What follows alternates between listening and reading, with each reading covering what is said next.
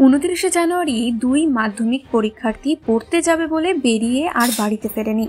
দুইজনই রিষড়ার 5 নম্বর ওয়ার্ডের বাসিন্দা। এরপরে আর দুজনকে ফোন করেও পাওয়া যায়নি। পরে তারা ফোন করে জানায় বিপদে আছে তারা, তাদের বাঁচাতে।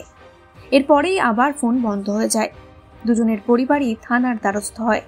এরপরেই দুজনের খোঁজ শুরু করে পুলিশ।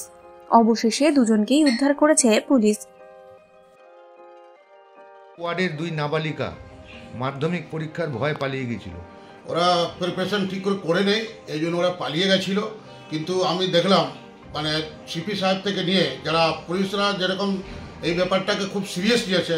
সিপি সাহেব নিজে এসেছিলেন রিষড়া থানায়, আমি ওনার সঙ্গে মিট করেছিলাম। উনি বলেছিলেন আমাকে, দেখুন এখানে তো কিডন্যাপিং রকম হয় না কিছু, কিন্তু যদি এটা ওরা প্রিপারেশন ঠিক করে নেই, এই জন্যে আমাকে আগেই বলেছিলেন কি আমি আপনাকে বলছি দেখবেন ওদের মাধ্যমিক এক্সামে ভালো করে প্রিপারেশন করে নেই, তার জন্য ওরা পালিয়েছে। আপনারা দেখে নেবেন, এটাই খবর পাবেন। আমরা দেখলাম ঠিক সেম উনি যে বক্তব্য বলেছিলেন আমাকে সেরকম সেম হয়েছে।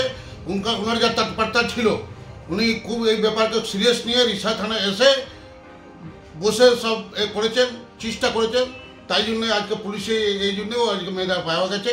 মেয়েরা ভালো করে রিষড়া থানায় এসছে। এখন হোমে বোধহয় যার নিয়ম আছে হোমে পাঠিয়েছে। কোথায় গিয়েছিল জানেন? ওরা আজমের শরীফ চলে গেছিল। আজমের শরীফ দরগাহের ভিতরে গিয়ে ওখানে দরগাহ থেকে ওখানে করেছে, পেয়েছে ওদেরকে। রিষড়া থানার এই সাফল্য কি বলবেন? রিষড়া থানা যে একটা ভালো কাজ করলো। রিষড়া থানা ভালো কাজ করেছে।